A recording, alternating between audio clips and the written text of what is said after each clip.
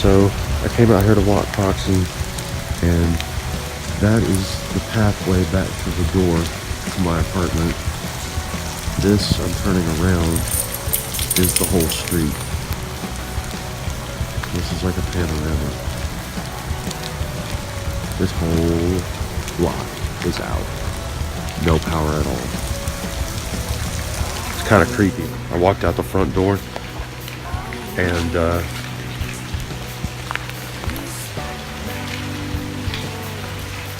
I couldn't see a thing. I mean, I had my flashlight on my phone, and then I walked out the front door, and it was just pitch black. That was pretty creepy. Gotta be honest with her. Anyway, we're going back inside.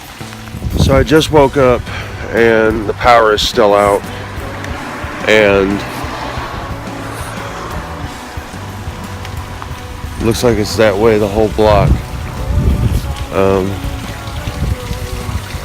Or at least it's daylight now.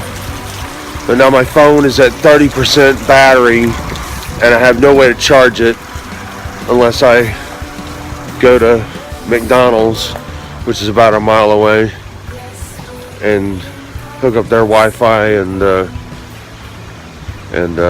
charge my phone there, which I could do that, but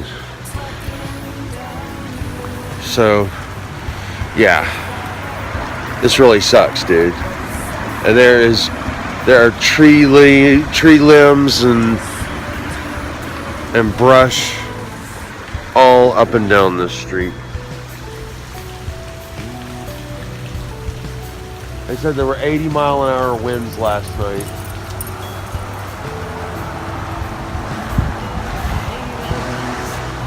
This is the first time I'm getting a look at it. No trees are down, which is a good thing. Yeah, no trees are down, but yeah, this is a big deal apparently.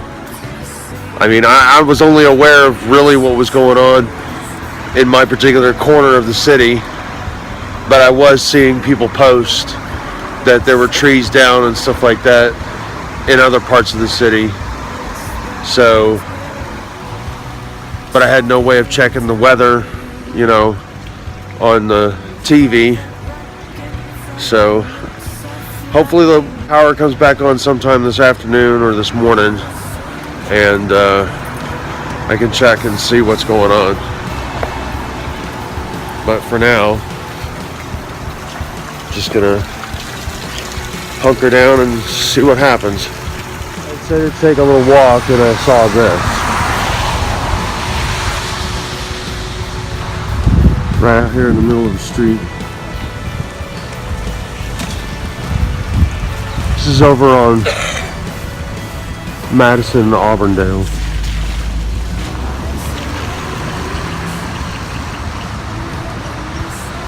Madison and Auburndale.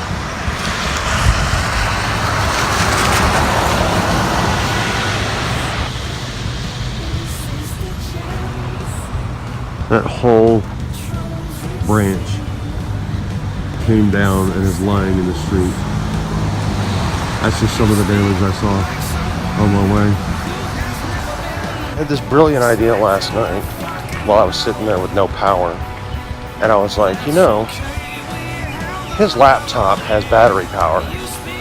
And if I plugged in my phone charger to the laptop using one of the USB ports, I could probably charge my phone. And it worked. Of course, it drained the battery on the computer. So, we're still without power, and earlier today I was like, you know what, I bet you, because I heard that Kroger had power, the Kroger here in Midtown, and I was like, if I go up to Kroger Midtown, I can get on their power, because they first of all have power, second of all they have power outlets, and third of all they have Wi-Fi, free Wi-Fi. And so I came up here earlier, and I sat, and I wound up talking to a couple of guys named Mike and Steven. They were brothers. I met Steven first. They both were there at the same time, but I talked to Steven first. And we started talking about recovery. He's been sober for 2 months. Way to go. And the program and, creative endeavors. And it turns out he works at Mike Palazzola Produce Company, Produce House.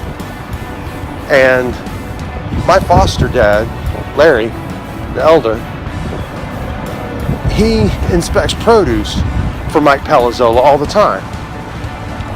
And I was like, you work at Palazzola? He's like, yeah. I was like, you ever met a guy named Larry? He's a produce inspector there. And he's like, Larry? And I said, kind of heavyset guy? And he's like, yeah, older gentleman. And I said, yeah. He's like, he's so sweet. I really enjoyed meeting him. And so we had a common ground right there. And so I built on that. And then I told him the story of this sweet man and what he and his sweet wife did for 4 kids who just lost their mother 28 years ago. And he was amazed. And I think I made a friend. And also, I told him about my blog, and I told him about my webisodes. I gave him the links to both, and he said he would spread the word. So it's building. One on top of the other. It's just little achievements every day. That's how I'm looking at it. That's what I have to say about it. Yeah, so I'm walking back home from the Kroger. I was up there about an hour and a half.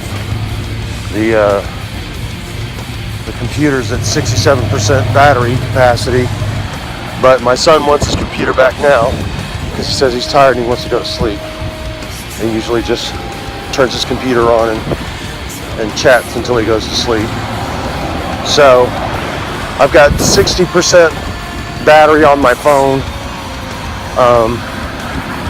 His mom's phone and his phone are both charged at least to 50%, and they can charge theirs even more off of the computer now, and I'll be able to charge mine too. And then, man, this is, we talk about technology and stuff like that, like it bridges gaps, and it really does. But man, when shit like this happens, you realize what you have to do if you want to continue being connected and stuff like that. I mean, this has been a learning experience for my son, I guarantee you. See, I lived with a guy in Illinois back a few years back, and we went an entire winter in Illinois in his house with no power for a month. And wow, this dude just walked out in the middle of the street with his kid. But I guess that's okay, because this light is out, and it's a 4-way stop. Thankfully, there haven't been any accidents today at this intersection. I just thought it was weird that he started walking down the street, and I thought they had a green light, and I forgot they was at a 4-way stop. Anyway, how y'all doing? Anyway, I'm just heading back to the house now. Almost there. There's Zenny's. Best little neighborhood bar in the universe. Yeah. And there's Marco's.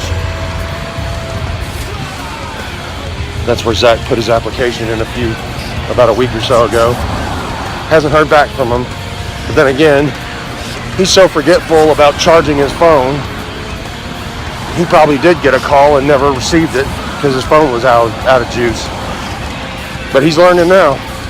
When we had the laptop in here and had all 3 phones hooked up to it charging, he was like, this is ridiculous. And I was like, yeah, you got to do what you got to do.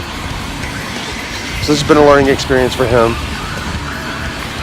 We've survived it so far. Everybody's out right now. Nobody wants to be inside. So anyway, I'm going back to my apartment. Bye. Hey guys, the power came back on about 30 minutes ago. So we have power now. I did 2 trips up to Kroger today to charge the computer and my phone. And about 10 minutes, 15 minutes in my foster dad's truck to charge it a little more, up to 80%, the battery in the computer, because that's where I was bleeding the power off to charge our phones. And anyway, the power's back on, the air conditioning's back on, thank God. And we all survived it. And my son got to experience what something like that would be like. And he's handled it like a champ. I gotta hand it to him. I'm very proud of him. He could have had a really bad day, and we all could have had a really bad day. It's me, Foxy, his mom, and him here with me. And now we've got power, we've got air conditioning, and we're just gonna continue having a good day. This has been a blessed day, but in every single way. Always be grateful. Attitude of gratitude. That's what you gotta remember. Foxy! Come here, girl. Come here, girl. And the cherry on the cake of this day is that I lost my keys somewhere along the way. So now I can't even get into the house if the door's locked. Oh, I gotta pop my neck. Yeah, I've got this horrible pain in my scapula running up to my shoulder. And it's like I could use a massage so bad. You don't even know. Anyway, I